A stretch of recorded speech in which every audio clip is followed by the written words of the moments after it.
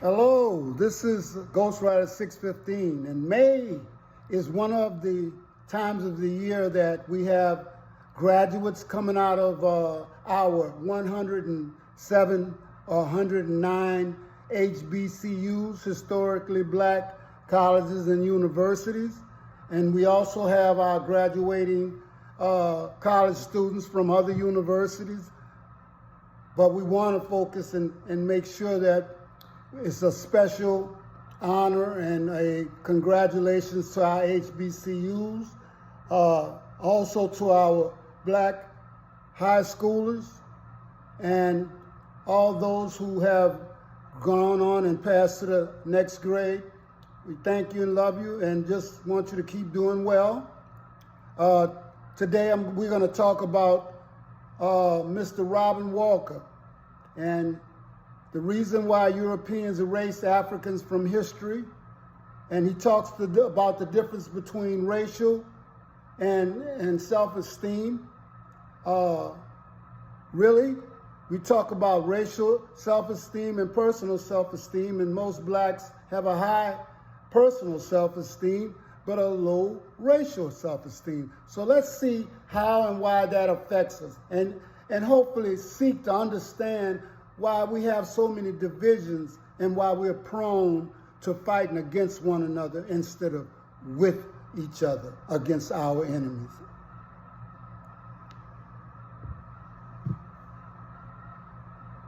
Why has the history of African peoples been erased? Well, we don't live in a fair world. Things aren't fair.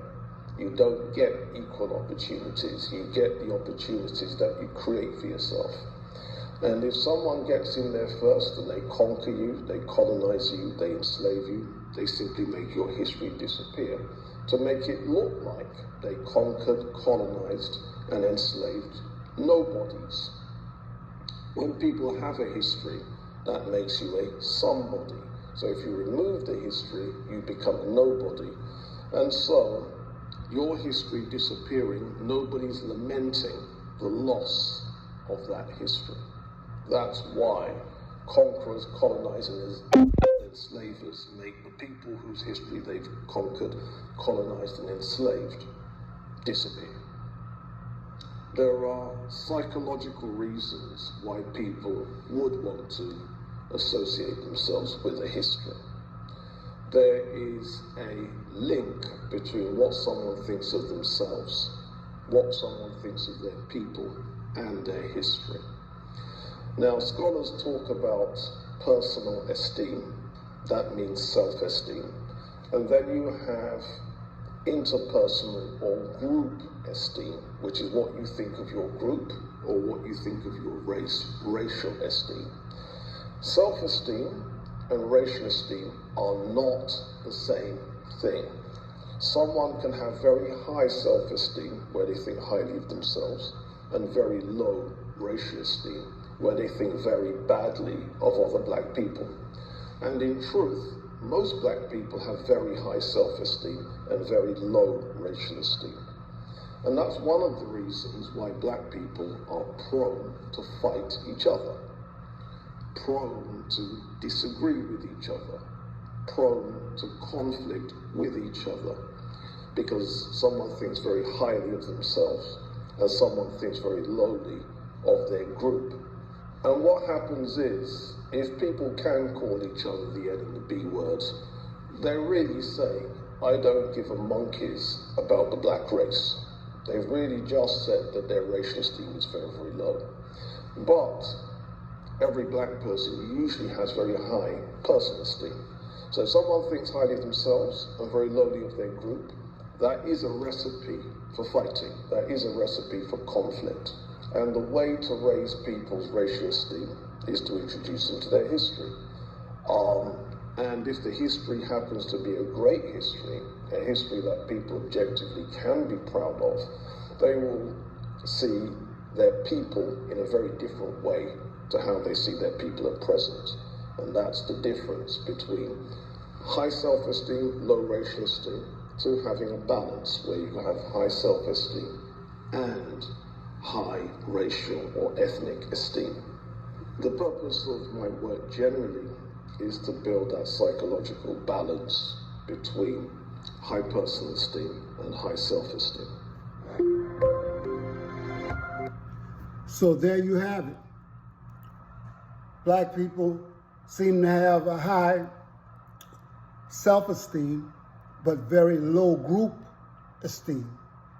So therefore, we look at our group and our brothers and sisters in such a way that we are prone to argument. We are prone to conflict with them.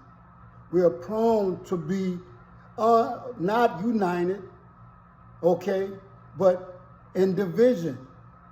And one way he talked about and raising that is, first of all, you have to even be aware of that situation, okay? And you have to understand that you've been conditioned to act and to not know your history, okay? And so we have to learn who we are and who our people was and what our history is. And if you understand anything about that, you will raise your group thought, how you feel about your people, your group, and your race, okay?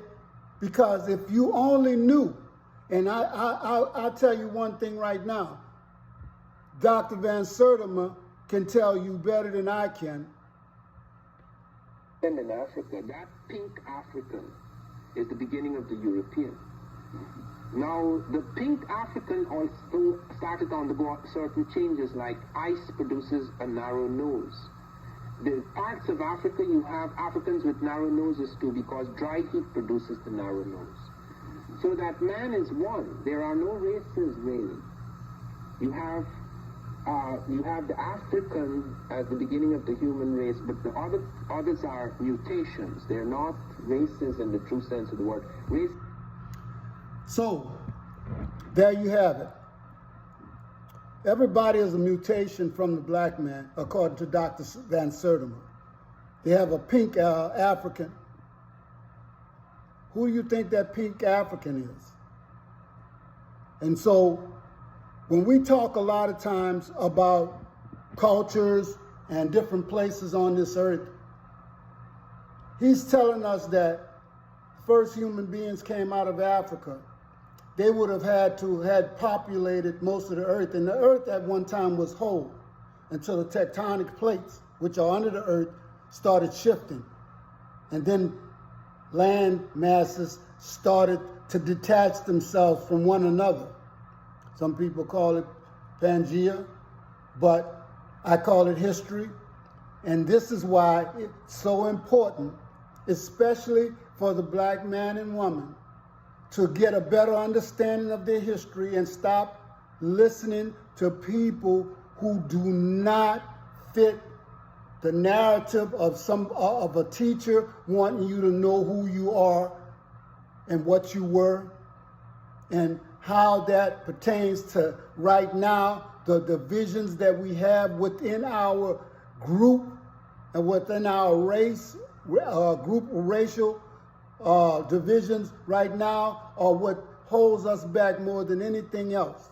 If we can only pool our resources together, our minds together, and get along, we'll be a lot better off, and we can actually start to amass some economic wealth and to amass, some community structure.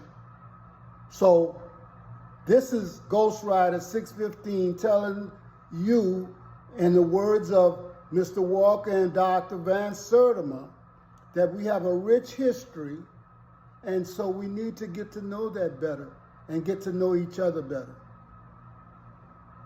Always like, share, and subscribe. Ghost Rider 615 out.